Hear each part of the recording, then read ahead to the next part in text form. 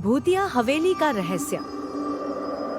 गांव के किनारे एक पुरानी हवेली थी जो सालों से वीरान पड़ी थी। लोग कहते थे कि वहां अजीब अजीब आवाजें आती हैं और जिसने भी उस हवेली में कदम रखा वह फिर कभी वापस नहीं आया। लेकिन समय के साथ यह बातें किस्से कहानियों में दब गईं। रवि, एक शहर का युवक, हाल ही में उस गांव में आया था। वह पुरानी हवेली के बारे में सुनकर उत्सुक हो गया। गांव वालों ने उसे समझाया, वहां मत जाना बेटा, वो जगह भूतिया है। लेकिन रवि को इन बातों पर यकीन नहीं था। एक रात उसने तय किया कि वह इस रहस्य का पर्दाफाश करेगा। आधी रात को वह टॉर्च और एक कैमरा लेकर हवेली पहुंचा। हवेली बाहर से टूटी फूटी और डरावनी लग रही थी।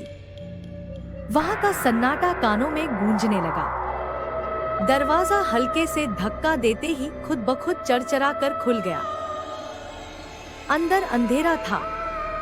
रवि ने टॉर्च जलाई और दीवारों पर जमी धूल और मकड़ी के जालों को देखा। हवेली के कोनों से ठंडी हवा बह रही थी। अचानक एक महिला की दिखी।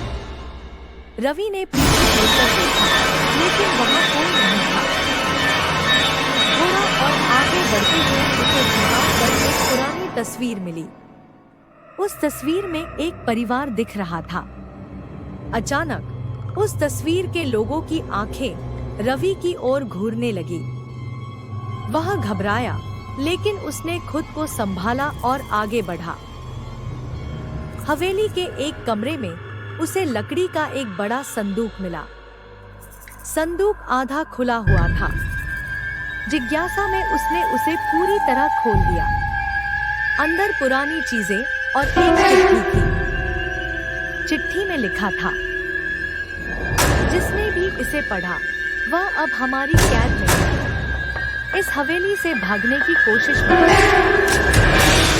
चिट्ठी पढ़ते ही दरवाजा जोर से बंद हो गया। हवेली में अजीब सी सरसराहट और कदमों की आवाजें गूंजने लगी। रवि ने दरवाजा खोलने की कोशिश की, लेकिन वह हिला भी नहीं।